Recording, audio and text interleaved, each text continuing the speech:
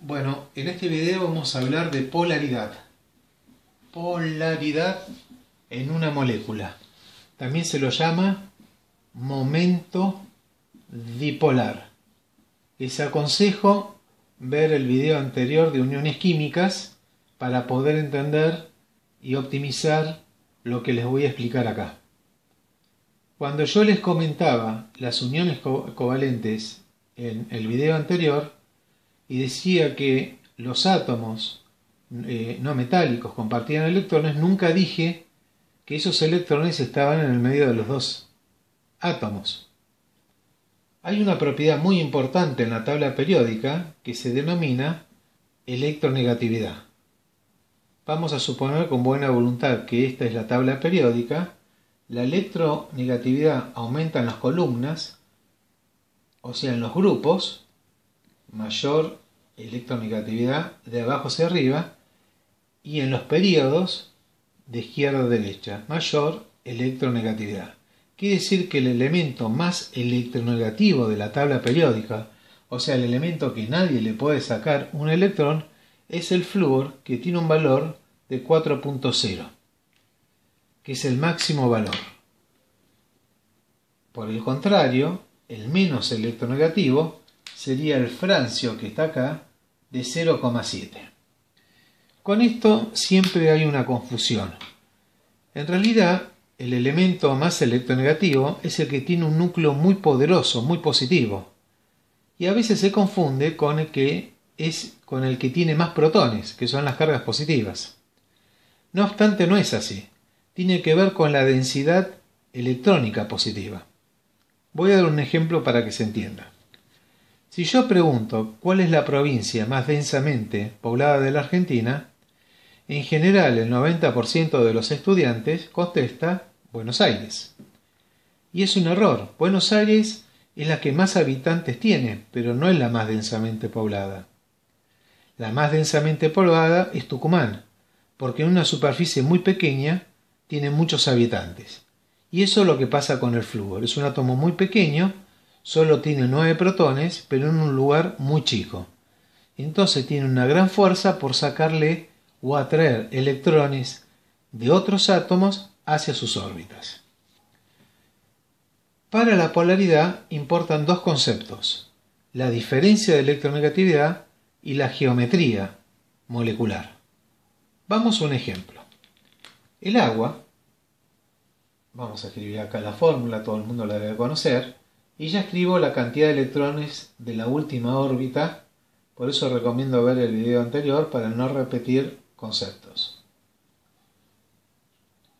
Acá se va a generar una unión covalente y acá otra unión covalente. Este ángulo se ha medido, es de 107 grados, algunos dicen 105.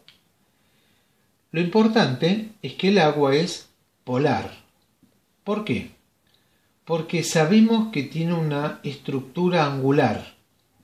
O sea, podría haber tenido una estructura lineal, con lo cual sería no polar. Pero esto no es así. Empíricamente se demostró que como tiene polaridad y se pudo medir este ángulo alfa. El oxígeno es mucho más electronegativo que el hidrógeno. Entonces, voy a escribirlo de nuevo. El par electrónico compartido, lo que va a ocurrir es que va a estar más cerca del oxígeno que del hidrógeno. Como verán, comparten este par electrónico, pero no está en la mitad. Está más cerca del oxígeno. Quiere decir que el oxígeno tiene una tendencia, se dice densidad de carga, a ser negativo, porque atrae electrones hacia sus órbitas. Y los hidrógenos, una tendencia a ser positivos. Bien, por eso es una molécula polar.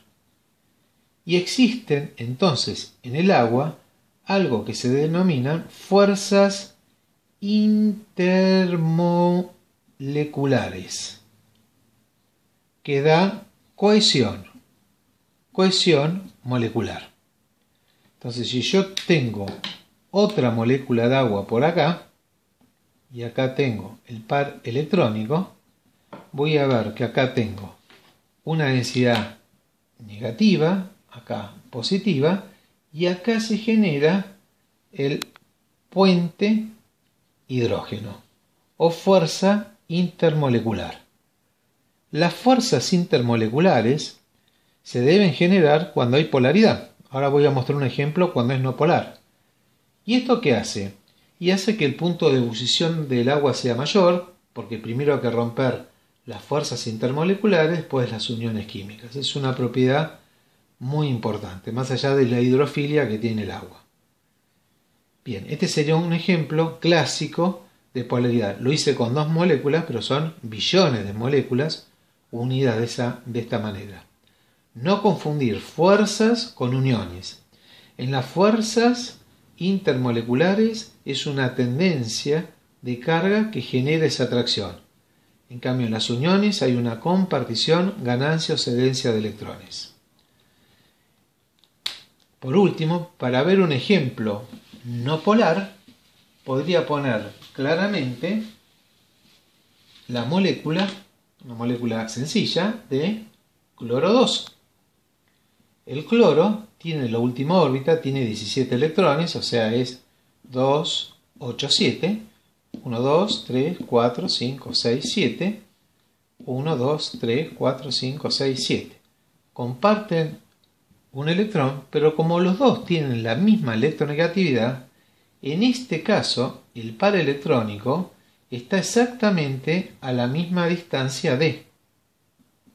Entonces el momento dipolar es igual a 0, porque el par electrónico no está más cerca de nadie, o sea, las moléculas del cloro no generan fuerzas intermoleculares. Bien, es un concepto básico, como siempre, esto es para seguir profundizando, pero la idea de estos videos es comenzar desde una base de una pirámide, comprender los conceptos básicos para después ir elevando el nivel, que nos sirve en química general, orgánica y química biológica. Bien, esto será todo por el momento con respecto a este tema. Nos veremos en el próximo video.